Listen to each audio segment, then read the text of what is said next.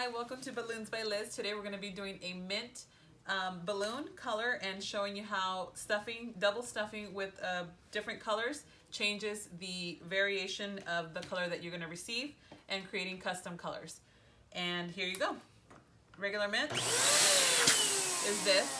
And the difference between a single and a double stuff, which I get questioned all the time, is this is exactly what it is, just one single balloon.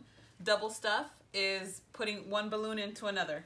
So let's try the black inside of the mint so you could quickly see the difference. Let me deflate that. And we're going to do a dark turquoise inside of the mint to give you two different options, and you could do pretty much any color inside these to kind of test what color it's going to give you, but I just want to give you two cool ones that I use all the time. Okay, so this is a regular double stuff with black inside. You can see the difference already. It's really pretty. It's more like a, I use this as my sage, and it sells a lot. And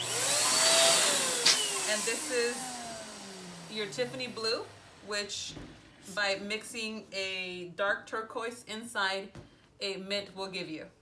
Thanks a lot, guys. Be sure to subscribe if you want more tips like this, more color coordinations that I'm going to create, and look forward to seeing you soon. Bye-bye.